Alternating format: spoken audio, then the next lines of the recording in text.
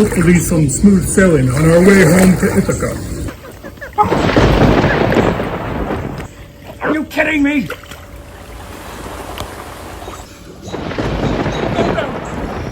The Iliad and the Odyssey are epic poems created by a Greek man named Homer. The two stories follow a man named Odysseus and his journey through the Trojan War and back home from it. The Iliad and the Odyssey themselves are poems specifically referred to as epic poems. Epic poems are long narrative poems that discuss the amazing actions or deeds by the hero of the poem. Odysseus is what's known as an epic hero. So then, what's an epic hero? An epic hero is classified as having three fundamental characteristics. Number 1, they are divinely appointed or chosen. Number 2, they are morally upright. Number 3, they win battles. If you've ever read either poem, some examples may quickly come to mind, but assuming you haven't, let's talk about it. Need the blessing of a certain god, divine intervention, someone who's not afraid. In Greek mythology, there are tons of gods. If you can think of a concept, there's a fairly large chance there's a god or goddess for it. The only ones who typically have any relevance in stories are the Olympians, though occasionally some minor gods are included. In the Odyssey and the Iliad, the most prominent gods and goddesses are Athena, Poseidon, Zeus, Aphrodite, and Hera. I include Aphrodite and Hera in this because, in all honesty, most of this is their fault, as well as Athena. To be clear, in the mythology, it's understood that the three goddesses had a competition of some kind. Each of them were trying to get this guy named Paris to say that they were the most beautiful, so each of them offered him something to gain his approval. The other two goddesses gave Paris their gifts, and then Aphrodite stepped up and went, "Well, if you say I'm the most beautiful, I'll give you Helen of Troy."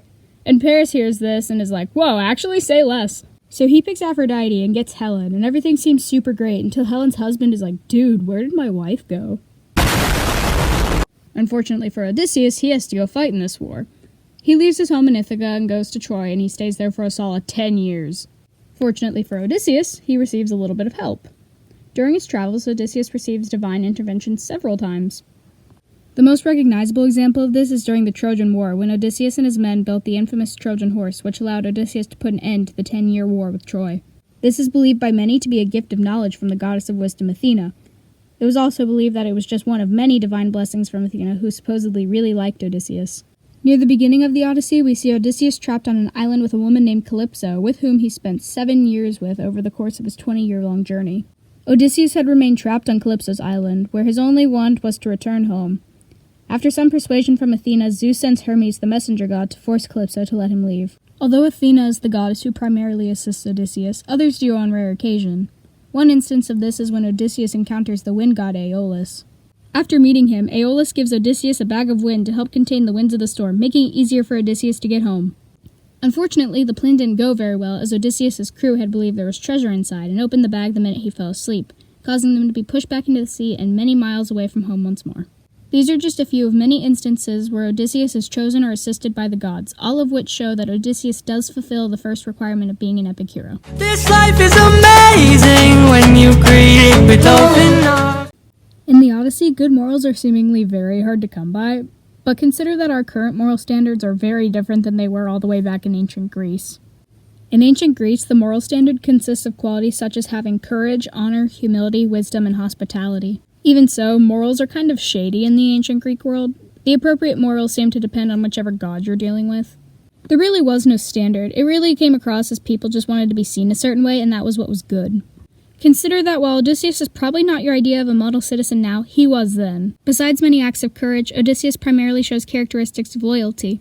One of the ways he shows his loyalty is on Calypso's island. At this point, Odysseus has been away from his wife and home in Ithaca for over 10 years, 10 in Troy and 10 in the Mediterranean. For 7 of the 10 spent in the Mediterranean, Odysseus was trapped on Calypso's island. While he remained there, Calypso's ultimate goal was to marry Odysseus, so nearly the whole time Odysseus was there, Calypso was basically right next to him, hitting on him. Eventually, the whole thing really got to Odysseus, and he routinely sat at the edge of the shore, just dreaming about going home to his wife and son.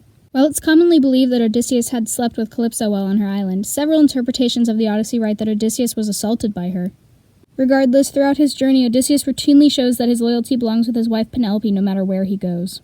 Odysseus also frequently describes his loyalty to his crew. One example of this is in the land of the Lotus Eaters. Upon consuming the lotus, Odysseus' men had lost all will to go home, and through their intoxication wanted nothing more than to stay on this island. Odysseus, however, made sure to get all of the men and bring them back to the ship, desperate to get as many of them as he could home alive. In the sense of divine loyalty, despite being severely victimized by some of the gods, Odysseus never cursed them for any of the events that happened on his journey home. Besides that, he also deliberately warns his crew against doing anything against the gods, such as when they encounter Helios' cattle. So, while Odysseus is far from perfect, he still has predominantly decent morals, especially during a time where morals aren't a widespread concept. Brace for a storm. Throughout Odysseus' journey, he encounters many battles that he has to win in order to return home to Ithaca. Many of Odysseus' battles are very well known, and you've likely heard of them or seen references to them at some point in time. The obvious first answer is the Trojan War. Odysseus put an end to the war after 10 long years in Troy due to his ingenious creation we now know as the Trojan horse. Basically, the plan was, build a giant horse made of wood, leave it outside the gates of Troy, make it look like a godly offering, and pretend to sail away. Meanwhile, the Trojans are like, is this a peace offering? What dopes? They all left and brought the horse inside. So the Trojans are celebrating and having a great time until... FBI, open up! It's crazy that it took them 10 years to come up with that. Odysseus describes a lot of his journey throughout the Odyssey, so we get to hear a lot of his success stories. One example is when they fight against the Cyclops Polyphemus. Basically, Odysseus and his men get to this island and find tons of sheep. And when you're starving, you're just kind of like... food! So they start killing the sheep to take with them. Unfortunately, Polyphemus comes back and he's like, my sheep. What happened to my sheep? And Odysseus is just standing there like, oh, my fault, bro. And believe it or not, Polyphemus is not very happy with that response. So Polyphemus is like, Alright, buddy. And just starts killing the crew and eating them. So Odysseus, seeing this, is reasonably worried, so he comes up with an idea. Odysseus takes a bowl of wine that he has, hoping to slow the Cyclops down or make him fall asleep. And Polyphemus is kind of appreciative of it and asks Odysseus what his name is. And Odysseus, in all his wisdom, goes, my name? Nobody. And the Cyclops is like... and then starts eating people again. Then he eventually chills and takes a nap. Odysseus eventually decides that he's done with this whole thing and comes up with a new plan. If they poke out the Cyclops' eye, then he won't be able to stop them as easily and they can escape. That's not an enjoyable sensation. So Polyphemus starts flipping out and the other Cyclops come over and ask him, is some mortal human stealing your sheep or killing you by treachery or force? which for starters is an amazing first guess.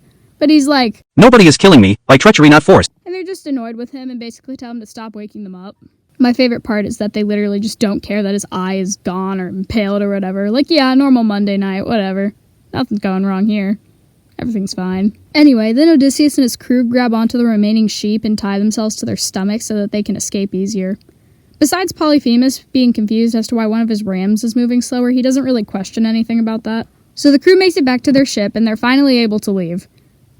I'd say they left really safely, but I'd be lying because Odysseus is just like, hey, no eyes, and starts telling him literally all of his information, and Polyphemus just starts chucking boulders at them. Also kind of a funny moment, Polyphemus is like, Drats.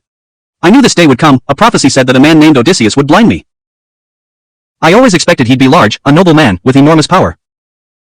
But now a puny, good-for-nothing weakling, after overpowering me with wine, has destroyed my eye.